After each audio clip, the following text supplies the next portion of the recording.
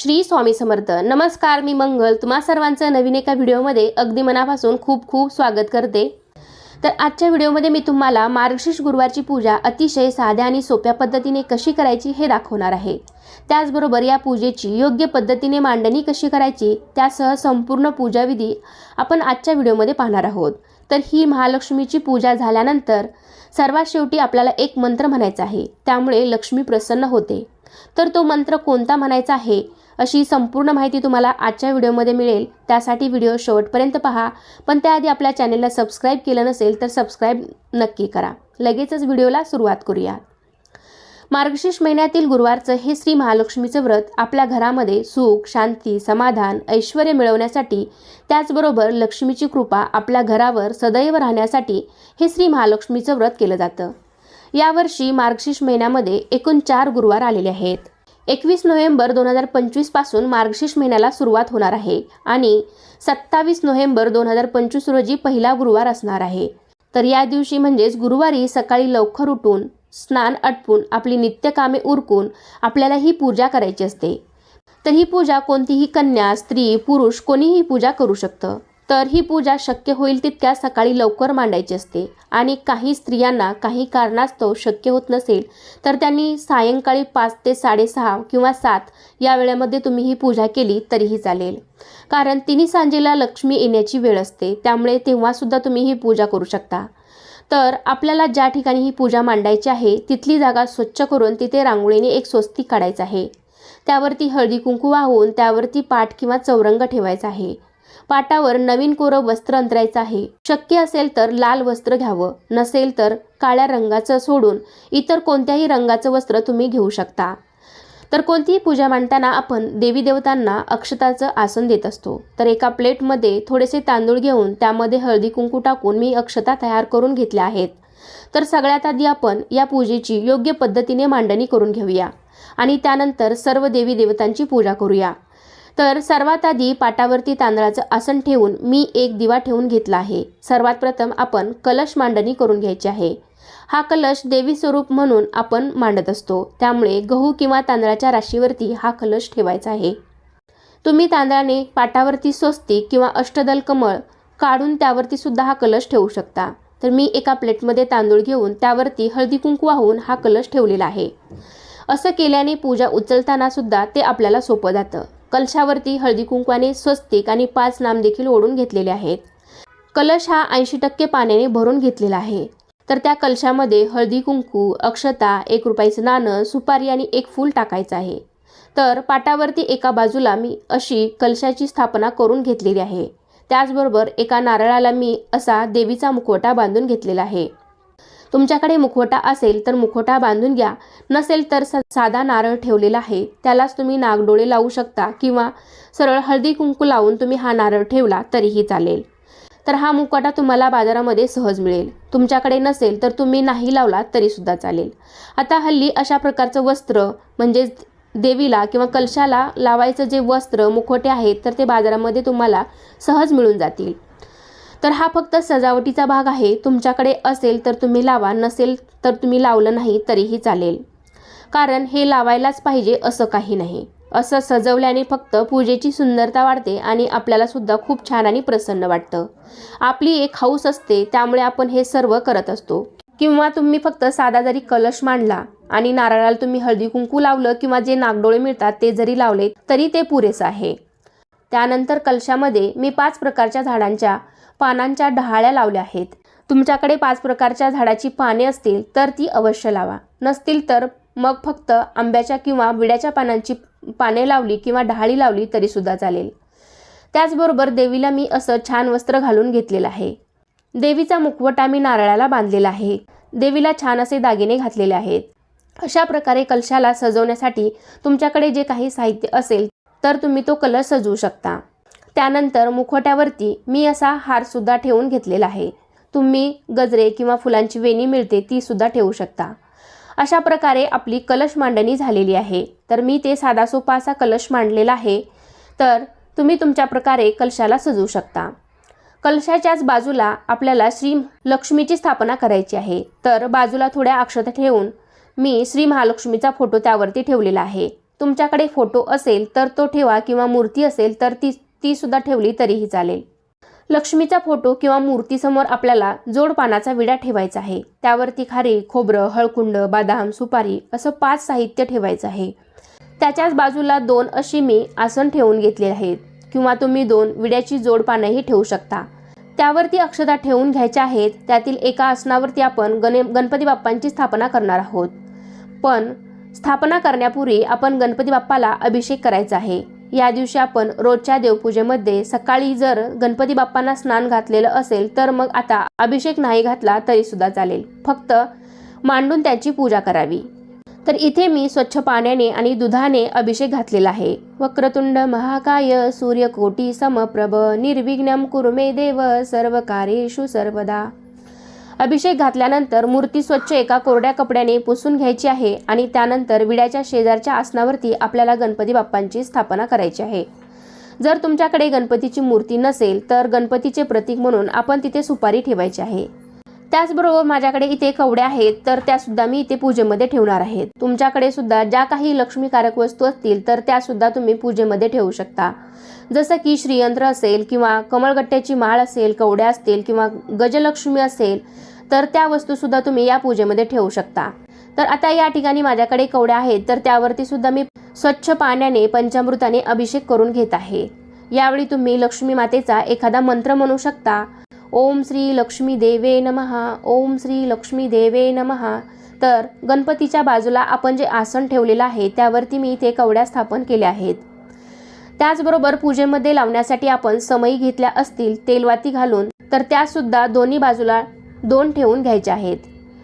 त्याचबरोबर ही पूजा करताना आपल्याकडे हे असे पुस्तक श्री महालक्ष्मी व्रतकथा हे पुस्तक असणं गरजेचं आहे. ते सुद्धा आपण या पूजेमध्ये मांडणार आहोत. तर अशा प्रकारे सर्व देवी देवतांची मांडणी तर झालेली आहे. आता आपण सर्वांची पूजा करून घेऊयात. पूजा करण्याआधी आपण दिवा प्रज्वलित करून घ्यायचा आहे. कोणतीही पूजा अग्नीच्या साक्षीने करायची असते असा नियम आहे. त्यामुळे दिवा लावून दिव्याची पूजा करायची, हळदी कुंकू अक्षता फुलं व्हायची, दिव्याला अगरबत्ती ओवाळून नमस्कार करायचा. दिव्याची पूजा झाल्यानंतर विघ्नहर्ता बाप्पाची पूजा करायची असते. तर आपण गणपतीची पूजा करून घेऊया. गणपतीला हळदी कुंकू अक्षता शक्य असेल तर लाल रंगाचं फूल व्हायचं आहे, दुर्वा व्हायच्या आहेत. धूप दीप ओवाळून गणपती बाप्पांना आपण गुळ खोबऱ्याचा नैवेद्य ठेवायचा आहे. तर यावर्षी एकूण 4 गुरुवार आलेले आहेत. तर प्रत्येक गुरुवारी आपल्याला अशीच पूजा मांडणी करायची आहे आणि ही पूजा दुसऱ्या दिवशी म्हणजे शुक्रवारी सकाळी उचलायची असते. तर या पूजेची उत्तर पूजा कशी करायची याचा सुद्धा व्हिडिओ आपल्या चॅनलवरती लवकरच अपलोड होणार आहे. तर त्यासाठी चॅनलला नक्की सबस्क्राईब करून ठेवा जेणेकरून तुम्हाला तो व्हिडिओ पाहता येईल. माता लक्ष्मीच्या फोटोसमोर आपण जो विडा ठेवला होता तर त्या विड्याची देखील पूजा करून घ्यायची आहे. हळदी कुंकू अक्षता फुलं व्हायची आहेत. त्यानंतर देवी स्वरूप आपण जो कलश मांडलेला आहे तर त्या कलशाची देखील हळदी कुंकू अक्षता फुलं वाहून पूजा करून घ्यायची. धूप दीप ओवाळायचा आहे. जर ही पूजा करताना आपल्याकडे एखादं साहित्य उपलब्ध नसेल तरी सुद्धा चालेल, कारण शेवटी आपला भाव महत्त्वाचा असतो. फक्त ही पूजा तुम्ही मनोभावे करावी, ती देवीपर्यंत नक्कीच पोहोचते. कलशाची पूजा झाल्यानंतर महालक्ष्मीची सुद्धा पूजा करून घ्यायची. महालक्ष्मीला हळदी कुंकू अक्षता फूल व्हायचं, शक्य असेल तर लाल रंगाचं फूल व्हायचं. कमळाचं किंवा लाल रंगाचं फूल महालक्ष्मीला अतिशय प्रिय आहे. त्यानंतर धूप दीप ओवाळायचा आहे. आपण ज्या काही लक्ष्मीकारक वस्तू या पूजेमध्ये ठेवल्या असतील, कवड्या ठेवल्या असतील, श्रीयंत्र ठेवलं असेल, गजलक्ष्मी असेल, कुबेर यंत्र असेल तर त्यांची देखील आपण अशाच पद्धतीने पूजा करून घेणार आहोत. या दिवशी दिवसभर उपवास करायचा आहे आणि संध्याकाळी देवीला नैवेद्य दाखवून मग आपण तो उपवास सोडायचा आहे. देवीला नैवेद्य दाखवल्यानंतर आपण गाईला सुद्धा नैवेद्य दाखवायचा आहे, ज्याला गोग्रास म्हटलं जातं. तर गाईला सुद्धा आपण गास म्हणजे नैवेद्य आपण गाईसाठी सुद्धा काढणार आहोत. सायंकाळी गाईची सुद्धा पूजा करून तिला सुद्धा नैवेद्य द्यायचा असतो. जर तुमच्या जवळपास कुठे गाय असेल तर तिला सुद्धा तुम्ही अवश्य नैवेद्य द्या. नसेल तर तुम्ही गाईच्या नावाचा नैवेद्य साईडला ठेवून तो तुम्ही दुसऱ्या दिवशी पाण्यामध्ये विसर्जित केला तरीही चालेल, असं या पुस्तकामध्ये सांगितलेलं आहे. म्हणजेच गाईला घास द्यावा असं या पुस्तकात सांगितलेलं आहे. आपण पूजेमध्ये जे व्रतकथेचं पुस्तक ठेवलेलं आहे तर त्याची देखील पूजा करून घ्यायची. त्यावरती जो श्री महालक्ष्मीचा फोटो आहे तर त्या फोटोवरती सुद्धा हळदी कुंकू अक्षता फूल वाहून ओवाळून घ्यायचं आहे. त्यानंतर पूजेमध्ये घंटा ठेवून त्या घंटेची सुद्धा आपल्याला हळदी कुंकू अक्षता फूल वाहून पूजा करायची आहे। ही पूजा करताना आपण अगदी शांत चित्ताने एकाग्र मनाने ही पूजा करायची आहे। आपल्याकडे असेल त्या साहित्यामध्ये अगदी मनोभावे पूजा केली तर या व्रताचं फळ आपल्याला नक्कीच मिळेल।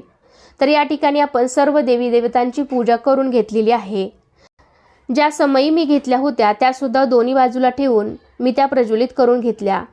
तर मी सर्वात शेवटी समया लावते, कारण पूजा करताना आपला हात लागण्याची शक्यता असते, त्यामुळे समय पडू शकते, त्यातील तेल सांडू शकतं। त्यामुळे मी शेवटी समया लावल्या आणि सर्वात आधी आपण जेव्हा पूजा करतो त्यावेळेस दिवा लावलेला आहे। त्यानंतर नैवेद्यासाठी आपण या ठिकाणी 5 वेगवेगळ्या प्रकारची फळं किंवा कोणत्याही एकाच प्रकारची 5 फळं घेतली असतील तर ती ठेवून घ्यायची आहेत। पूजेमध्ये फळं ठेवताना त्याला कायम देठ असावं अशी फळं पूजेमध्ये मांडायची आहेत।